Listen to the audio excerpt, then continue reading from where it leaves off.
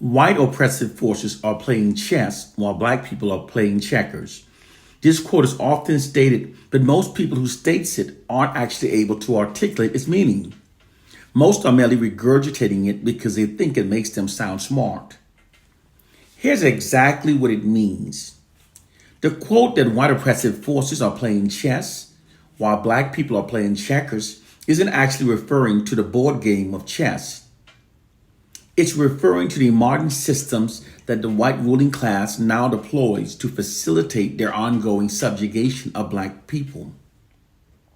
When the blatant tactics used in the past for subjugating black people had become no longer socially acceptable with the changing times and had resulted in unprecedented unified black protests, white oppressive forces developed more sophisticated and covert tactics for continuing their subjugation of the black population.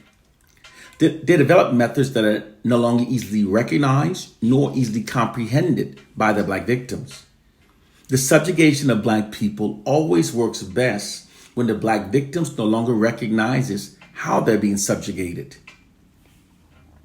These modern subjugation tactics are so sophisticated and so proficient that they allow the white oppressors to continue their subjugation of black people while simultaneously manipulating millions of black people to perceive ourselves as being our own worst enemies.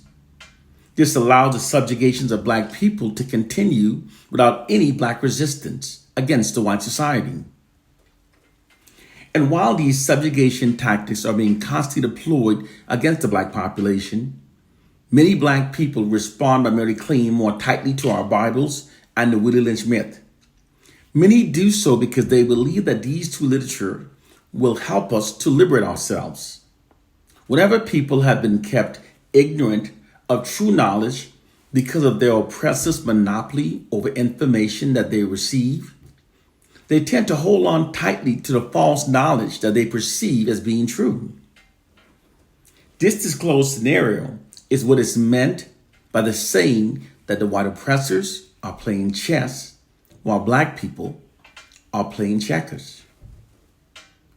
But a more accurate metaphor would be to say that white oppressive forces are playing chess while black people are not even playing checkers, but are instead playing hopscotch. Because most black people are totally clueless of the covert war that's being waged against us by white oppressive forces. The oppressor's strategy for continuing their subjugation of the oppressed is always to keep the oppressed ignorant of the subjugation tactics that are being deployed against them.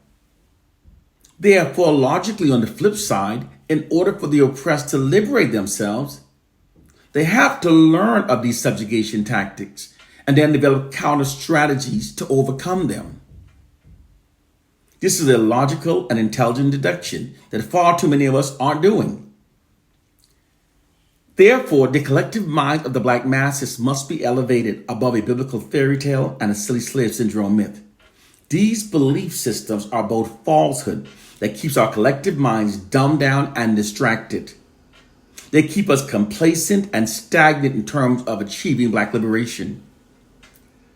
We must learn instead of the chess that's being deployed against us for maintaining white social dominance over our lives. And again, I'm not actually referring to the board game of chess. I'm instead referring to the hidden modern social sciences that white oppressive forces deploys unrelentingly against us to facilitate their ongoing subjugation of us. The eyes are useless when the mind is ignorant. What many black people are now seeing and perceiving, ignorantly perceiving, as being evidence of a slave syndrome, a biblical curse, or a generational curse, are all in fact the results of nefarious social sciences that have been deployed against us by white oppressive forces. Social science is one of the branches of science devoted to the study of human behavior, specifically how people interact with each other, behave, and develop and move forward as a society. It's also used to steer the societal objectives of the ruling class. This system was deployed against black people in response to the 1960s unprecedented unified protests to ensure that it never happens again. They started deploying social science to subjugate us. We must learn of all these social science tactics and then develop counter strategies to overcome them. It's the only way we'll ever liberate ourselves.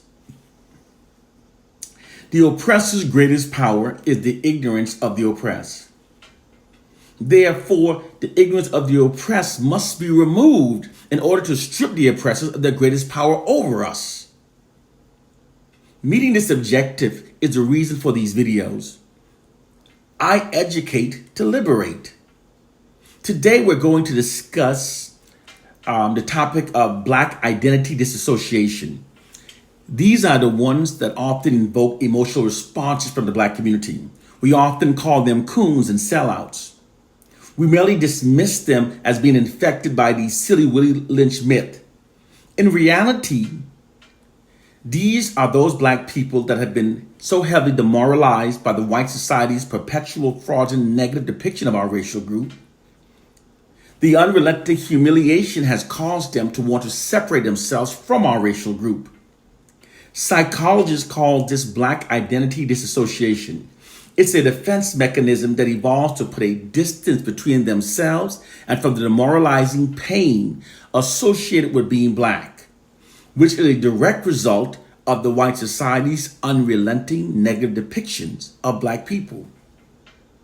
When virtually all information that Black people receive about ourselves from the white society are consistently negative, consistently Black racially demoralizing, it should come as no surprise that some Black people would want to separate themselves from our racial group. And in fact, should be well expected. Some Black people have been so demoralized by the white society's fraudulent negative depiction of our racial group that they've made it their personal mission to go and try to show white people that we're not all bad. It's a trauma bond response. Black people are within a trauma bonded relationship with a narcissistic white society. The term trauma bonded relationship is usually associated with individual abusive relationships, wherein which an abused person is trauma bonded to a narcissistic abuser. Here's how that's achieved. A trauma bonded relationship is when, after repeatedly brutalizing a partner in a relationship, the narcissistic abuser never apologizes for any of his wrongdoing. He instead minimizes the abuse and tells the victim that the abuse wasn't that bad and to just get over it. Or he tells the victim that the abuse was her own good and she deserved it. The abuser also constantly inundates the victim with demoralizing and disapproving narratives about the victim. This is continued until the victim stops focusing on the abuse and instead focus only on the demoralizing and disapproving narratives. Therefore, rather than resenting the abuser for the abuse, the victim instead tries to win the approval of the abuser. This trauma bonding effect provides the abuser with a more favorable outcome from the victim, rather than having the victim hating and resenting the abuser. It's a gaslighting tactic. Likewise, this same trauma bonding abusive manipulation tactic is what the white society has done to Black people. After brutalizing Black people for many centuries, the white society never acknowledged any of the horrible wrongdoings they've done to the Black population. They instead insist that the abuse of Black people wasn't that bad, and they tell Black people to get over it. Then, through their unrelenting false news reports, they keep telling Black people how bad we are.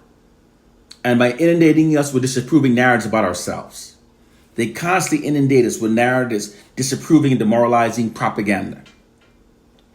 They also whitewash their textbook to claim that the white society's brutal enslavement of Black people improved our lives.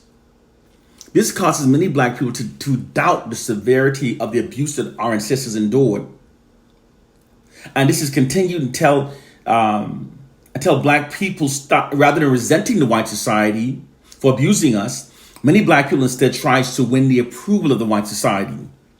Many black people will go out of their way to try to win the approval of the white society, will go out of their way to try to show the white society we're not all bad. This is the truth of our plight and collective condition. Black people are within a trauma-bonded abusive relationship with a narcissistic white society. And just like within most abusive relationships, the white abusers have convinced many of their black victims to believe that the abuse we endure was our own fault. Therefore, instead of resenting the white society, many black people seeks to win the white society approval. It's a psychological mind hack. The minds of large targeted populations are quite easy to manipulate when people are unaware of what's being done to them. Once minds have been confused, manipulation becomes simple. The mind will even ignore common sense, and rationality falls away, even overlooking hypocrisy and deception. The weaker the black person's mental fortitude is, the stronger the trauma bond. The stronger the black person's mental fortitude, the weaker the trauma bond. Those who we're calling sellouts merely possess the weaker mental fortitudes.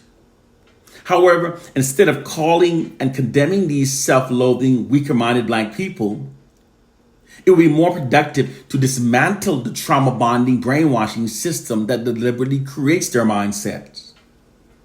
Their mindset was deliberately created to produce what's called the buffer class. The buffer class black population. These are those black people that have been socialized to act as the buffer between the white society and the black population. Nowadays, before African Americans can even confront the system of white supremacy, we're first forced to fight against those black buffer class black people that have been brainwashed to defend the system of white supremacy.